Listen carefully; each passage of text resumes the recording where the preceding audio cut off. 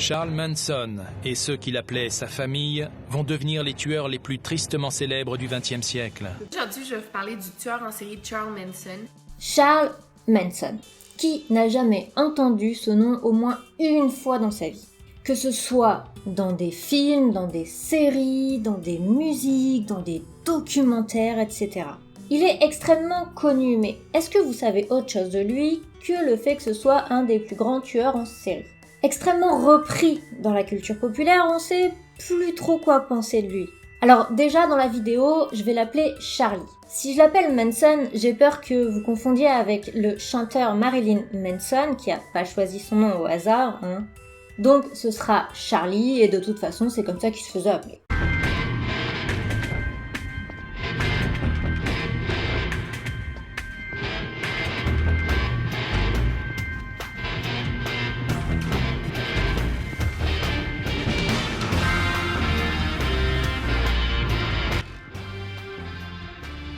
Ça tourne.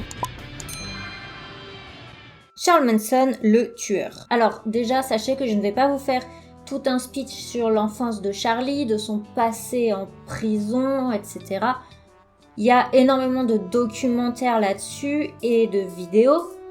Et de toute façon, je veux parler de Charlie dans la fiction et je n'ai pas vu, en tout cas, je l'ai peut-être raté, hein, mais j'ai pas vu d'œuvre qui parlait de son enfance ou quoi, donc on va zapper cette partie.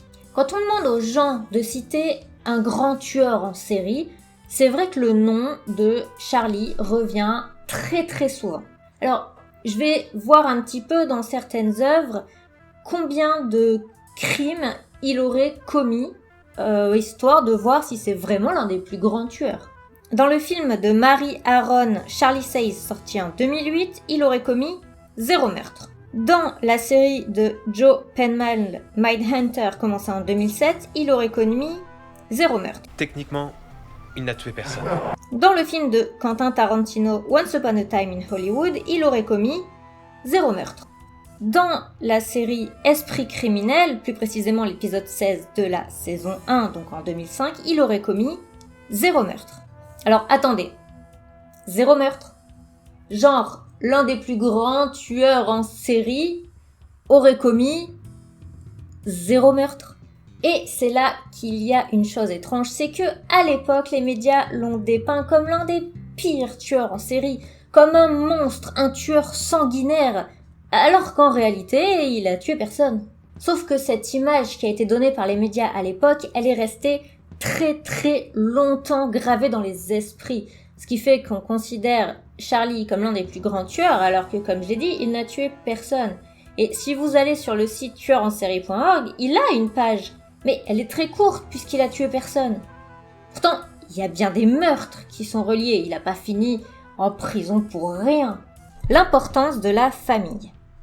Dans les fictions, Charlie n'est jamais présenté seul, il est toujours accompagné d'un groupe de hippies, essentiellement constitué de jeunes femmes. Ce groupe est souvent nommé la Manson Family, puisque clairement Charlie était le leader. Mais en vrai, à la base, ça s'appelle juste la famille, puisqu'ils se considéraient comme tous égaux.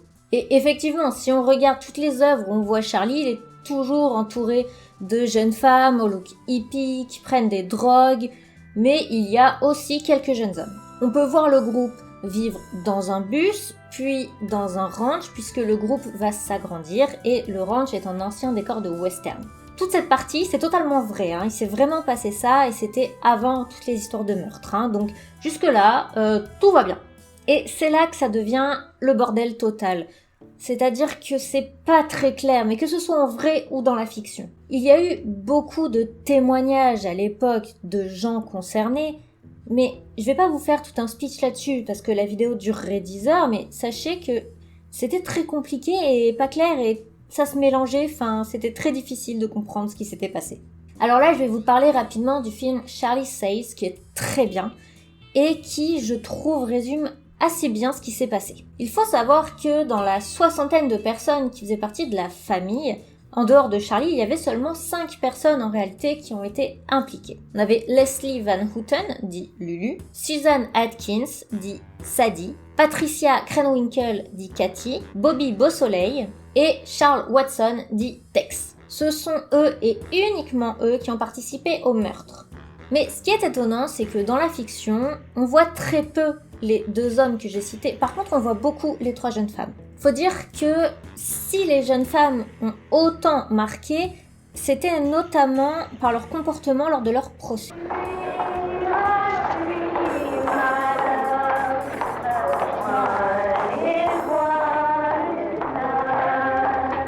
On a 3 jeunes femmes accusées de meurtres terribles qui arrivent à leur procès ou qui sont en prison, qui sont en train de sautiller, qui chantent la chanson Always is All is Forever, qui est une vraie chanson de Charlie.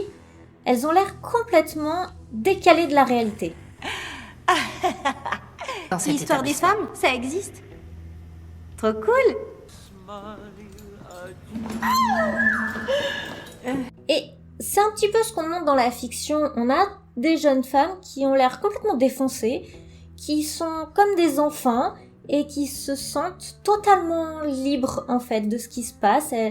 Elles ont leur monde dans lequel elles sont libres. Et le titre du film Charlie Says montre bien que c'est les discours que racontait Charlie, notamment quand elles étaient défoncées et donc plus aptes à écouter et à engendrer toutes les informations, qui les ont rendues comme ça. Charlie dit que tous les écrivains cherchent seulement à nous embrouiller la tête. Il critiquait énormément la société, il disait qu'une guerre raciale allait éclater, et surtout, il vantait les bienfaits d'une liberté totale. Et c'est ce que les jeunes femmes avaient envie d'être, libres. Mais le souci est surtout le fameux Tex, présent sur les scènes de crime, et notamment ceux de la maison de Roman Polanski. Il faut savoir que, avant les meurtres, la maison de Roman Polanski appartenait à Terry Melcher, qui était un producteur de musique avec qui Charlie avait eu quelques petites démêlés. Et c'est là que c'est compliqué. On ne sait pas réellement si Tex s'est rendu à la maison des Polanski en voulant se rendre chez Terry Melcher ou si il s'est volontairement rendu chez les Polanski. Et aussi, on ignore si c'est réellement Charlie qui a demandé à Tex d'y aller ou s'il l'a compris comme ça à cause des discours sur la société hollywoodienne. Et l'une des choses par contre dont on est sûr, c'est que Tex avait déjà été dans cette maison alors que Charlie n'y avait jamais mis les pieds. Et c'est évidemment là qu'a eu lieu la terrible mort de Sharon Tate, qui était alors enceinte de 8 mois.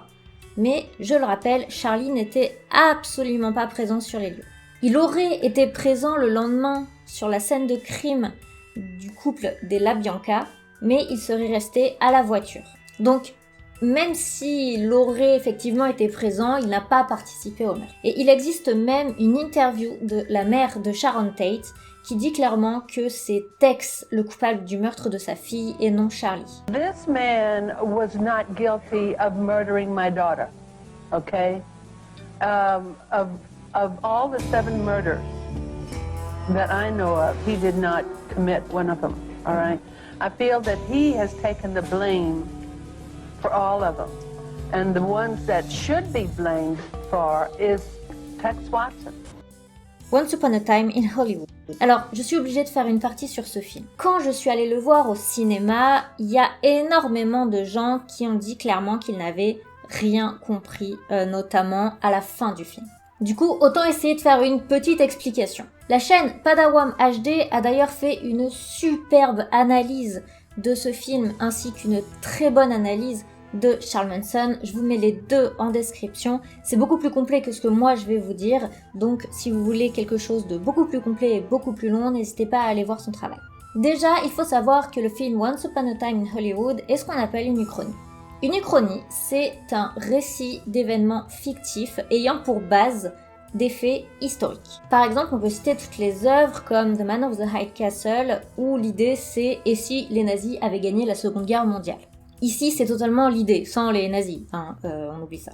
Tout d'abord, pour une bonne uchronie, il faut que le cadre ressemble réellement à la réalité. Tout d'abord, comme dans le film Charlie Says, les filles apparaissent en chantant « Always is, all is forever ».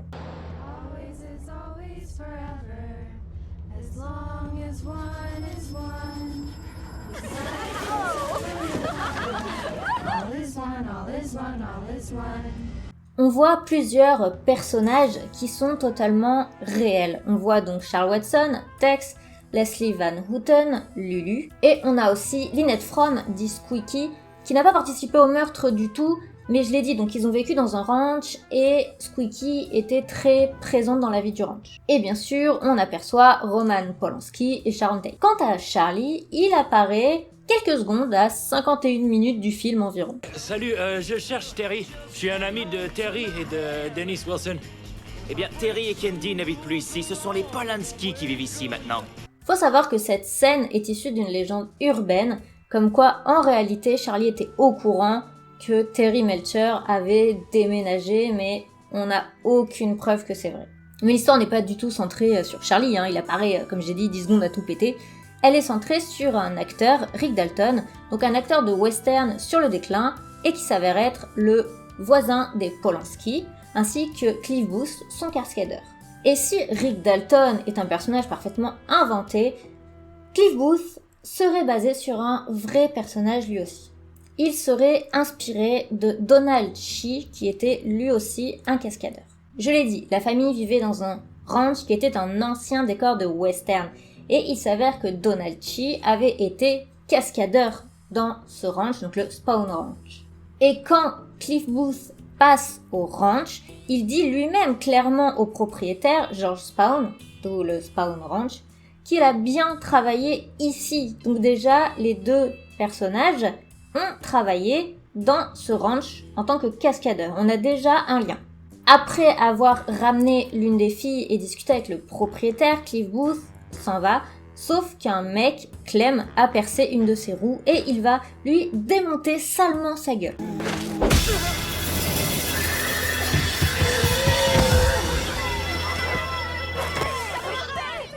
Je vais revenir sur ce passage un peu plus tard. Il y a un laps de temps qui passe dans le film, durant lequel Rick Dalton et Cliff Booth sont en Italie. À leur retour, Sharon Tate est enceinte jusqu'aux dents, et Roman Polanski, lui, est parti en Europe. Et il y a une scène où elle est chez elle avec des amis, elle fait une petite fête. Lorsque les membres de la famille concernés par ce meurtre, donc ils sont très peu sur les 60, quand ils arrivent donc à la maison pour la tuerie, ils sont censés se rendre donc chez Terry Melcher, sauf qu'ils arrivent au niveau de la maison des Polanski. Dans le film, on a vu par une scène que Charlie était au courant que Terry Melcher avait déménagé. Et comme j'ai dit, de toute façon, c'est faux, Charlie ne savait même pas où était la maison, il n'y a que Tex qui était au courant. Et il y a une phrase de Tex, d'ailleurs, qui est intéressante, qui prouve bien ce que j'ai dit par rapport au fait qu'on ne sait pas si Charlie a donné cet ordre, puisque Tex demande aux filles, justement, si c'est bien Charlie qui lui a donné l'ordre, ou s'il l'a inventé. Donc, soit il a dit tout ça, soit je suis un menteur. Est-ce que l'une d'entre vous croit que je suis un menteur ?